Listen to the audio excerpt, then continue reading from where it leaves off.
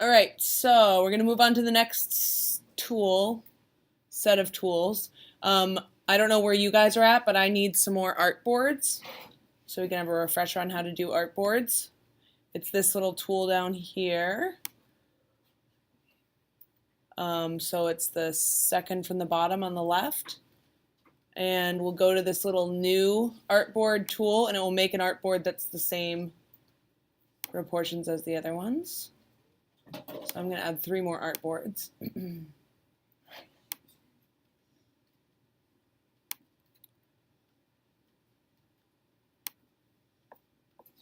Oh. And if you get weird about like where your artboards are placed, like that doesn't look very good, but I'm going to be okay with that. If you're not, you can use the pink lines that show up our smart guides, and they'll let you get things aligned more properly. Okay, so now everyone make a group of shapes that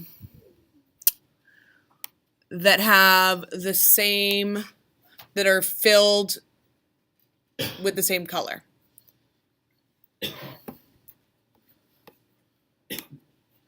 So I'm going to make a circle. I'm going to make the fill black.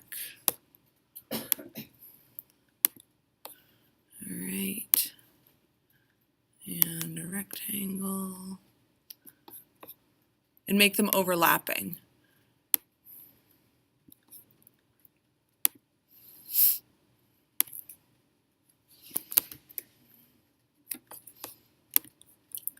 So put at least 5 shapes overlapping each other.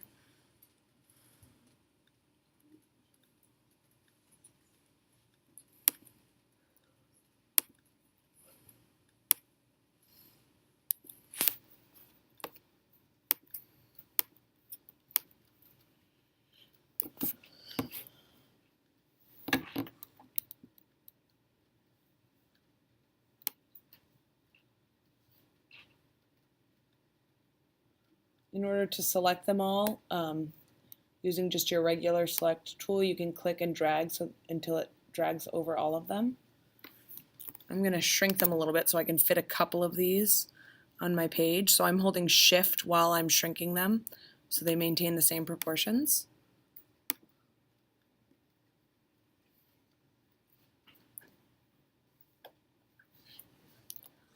And with them all selected, I'm going to click on them and hold Option so I can make a couple of them.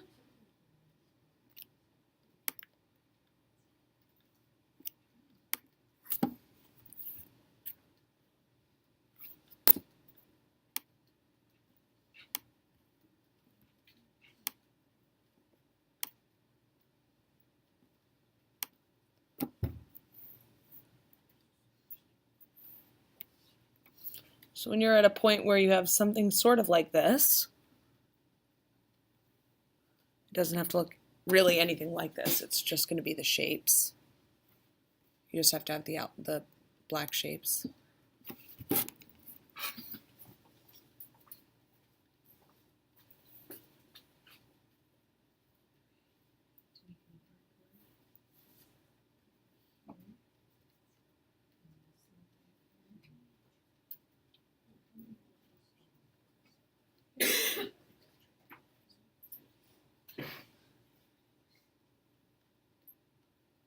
And think of these as pieces of paper. Oh, woo! Yay! Oh, that's cool. Awesome.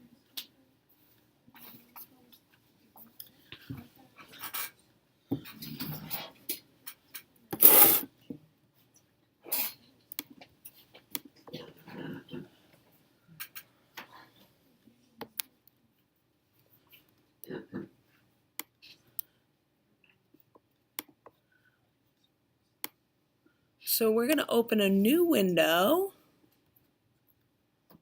which is, so we're going to go to Window and Pathfinder.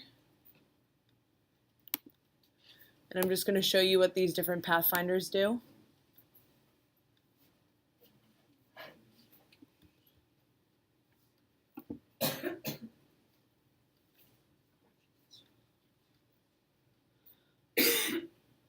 So I'm going to highlight these shapes. And the first one we're going to try is divide. So I'm going to press divide. And now each one of these areas is its own weird little shape. So I can pull them away from each other. So it's like the Pathfinder just cut us some little shapes. So now we're starting to get really weird shapes that we probably wouldn't be able to get with our shape maker.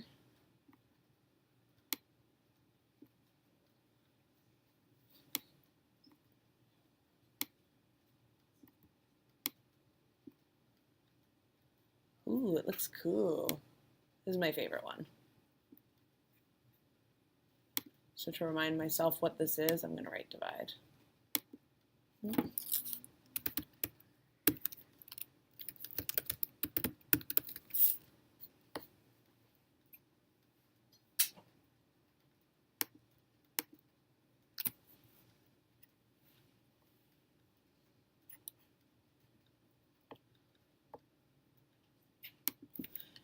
Some of this stuff you might never use throughout this whole class, but I think it's good for you to know them, because some people might be really drawn to specific, like I love this divide.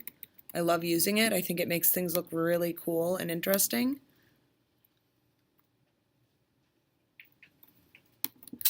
But you might not like it, so you don't really have to use it. You have to use it right now, but you might not have to use it for the rest of class.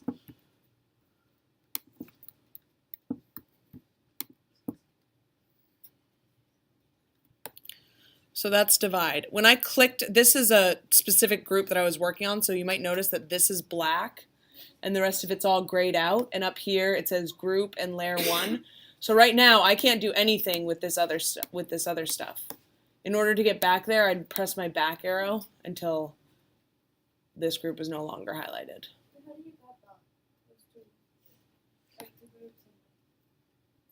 You mean like select all of them?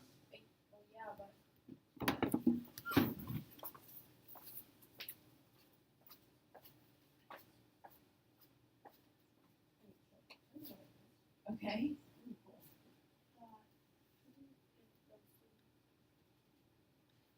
Like the Pathfinder? Yeah. That one is under little window and Pathfinder. So now if you select, like, yep. Yep.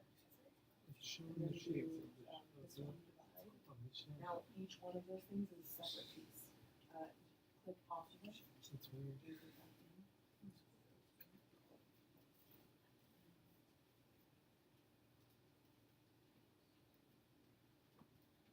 Maybe double click on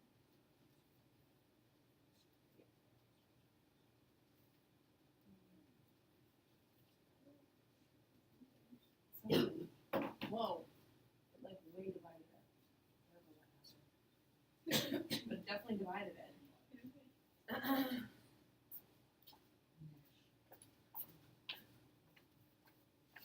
So those shapes that you had, Nicole, were really complex as they were because you had gradients in them and it looked like you maybe had a weird brush stroke too.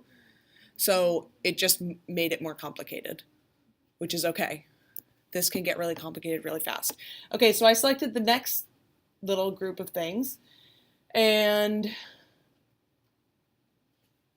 then we'll use trim. So trim split it, but not into every single section. It just split it as if they were layered on top of each other, and it split them into layers.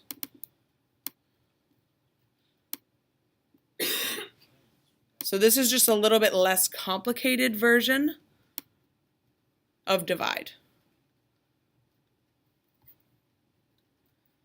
So trim imagines that everything's on top of each other, and then it cuts through in that way. And you can change the way things are layered within the layer panel. I won't show you that right now, but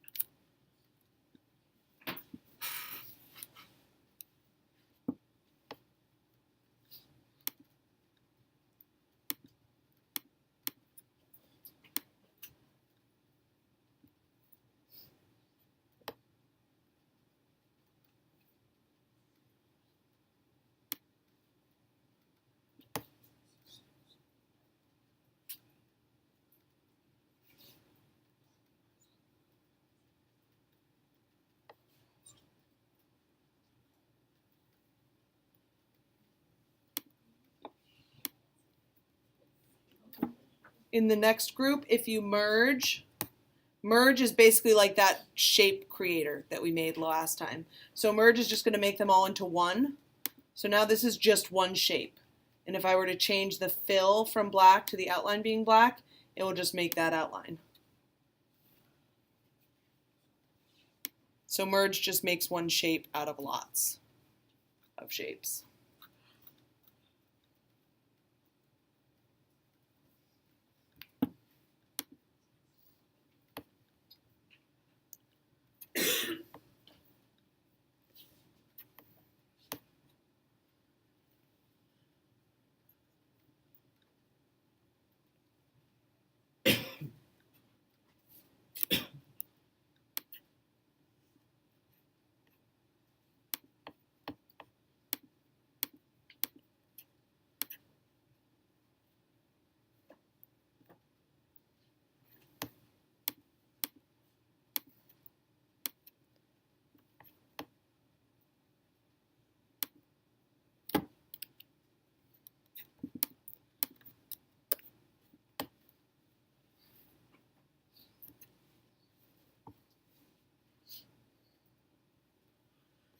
And then for crop,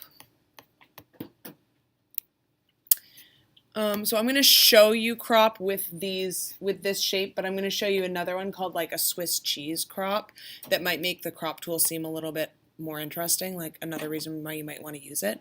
But say I wanted to make, I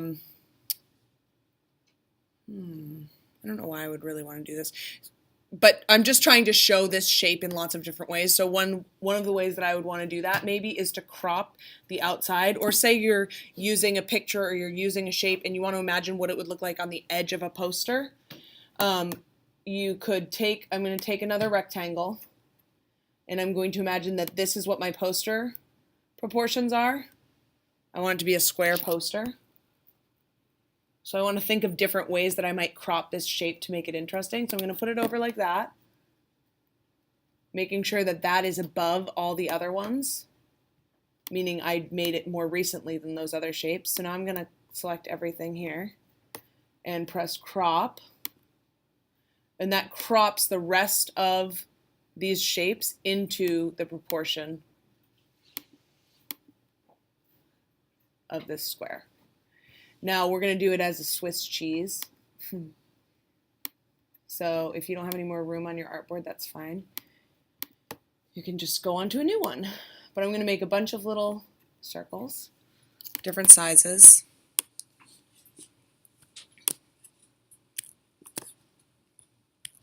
Again, if you're making an ellipse and you want to make it a circle, you hold the Shift key.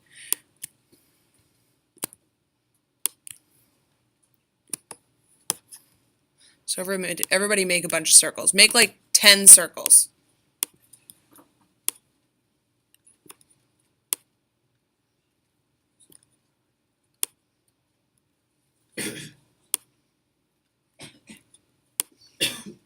And arrange them in a way you think looks nice.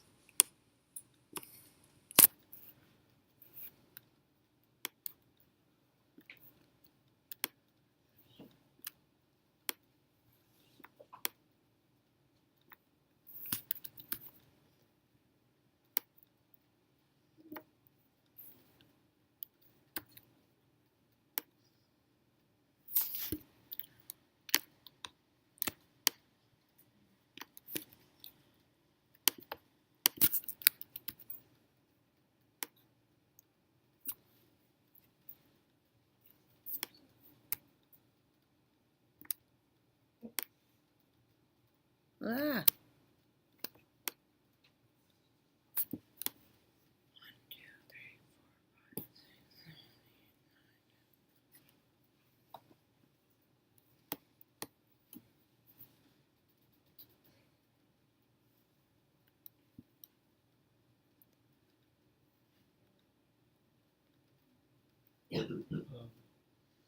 So once you have 10 circles, look up so I know you're ready to move on.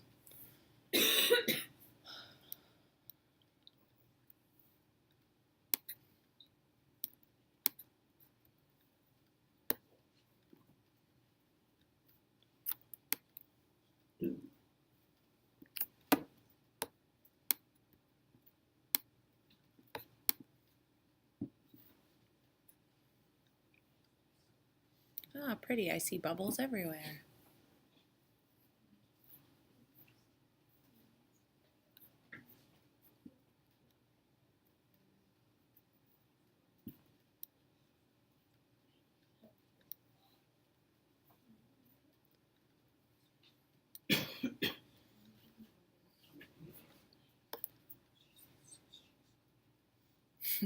We're going to make a Swiss cheese.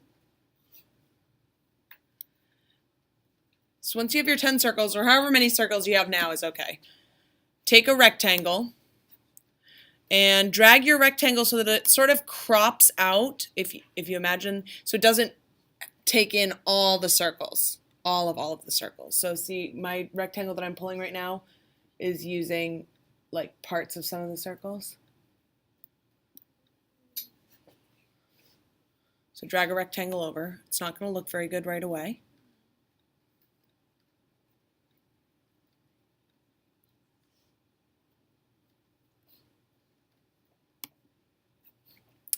And then you are going to use your selection tool to select all of it, including the rectangle. Then we're going to use the crop part of the pathfinder. So now we've made a piece of Swiss cheese. But the cool thing is, you guys learned a little bit how to use a gradient. We can, now if we double click on this, we've selected just this group. And we can make, ooh, sorry. We can make the negative space, so the area that's around, we can make that a different color. Oh, why is that not working? Well,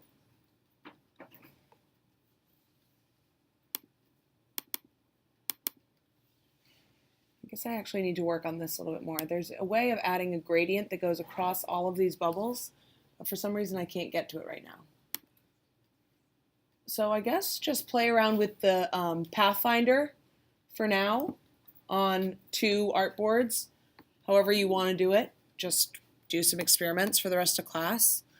And I will work on figuring this part out so I can share it with you. So as you can see, this is very complicated and doesn't always go according to plan, but sometimes you get some cool stuff.